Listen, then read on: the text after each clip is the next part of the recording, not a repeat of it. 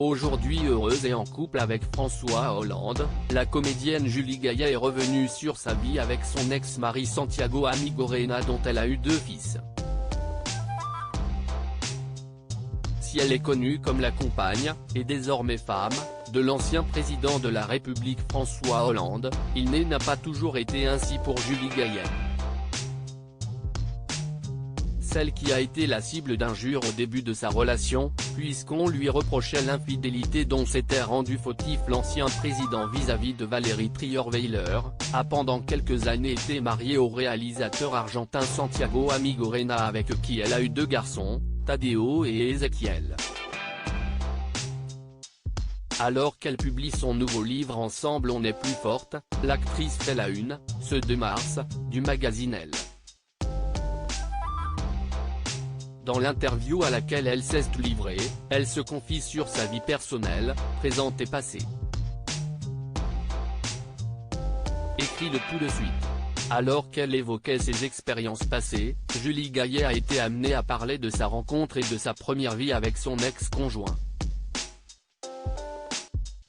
Si elle a d'abord révélé sur ce qui l'avait poussé à se marier, porter le même nom que ses enfants, elle est aussi revenue sur la façon dont elle avait encouragé le réalisateur à mener sa vie professionnelle comme il l'entendait.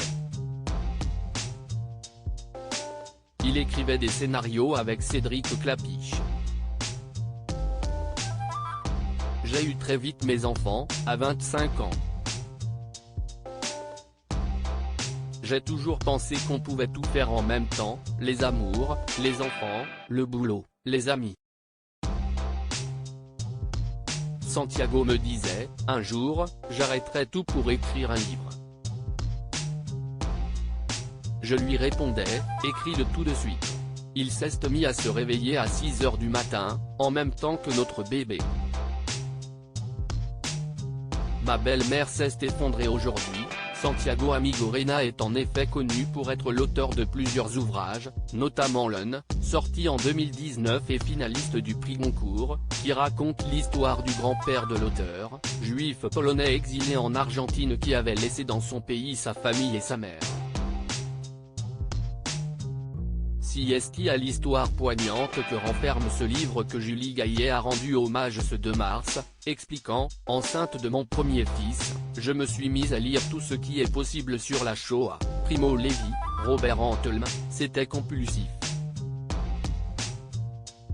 En le découvrant dans ma bibliothèque, ma belle-mère s'est effondrée en larmes, elle m'a raconté l'histoire que Santiago a écrite des années plus tard dans le ghetto intérieur, édition P. Au point qu'elle n'avait jamais confié à personne, le silence qui a enseveli sa famille marquée par les persécutions.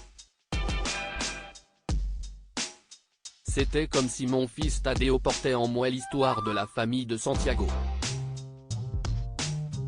À lire aussi Julie Gaillet Salpé, l'actrice révèle avoir retrouvé de nombreux tags près de chez ses parents au début de sa relation avec François Hollande.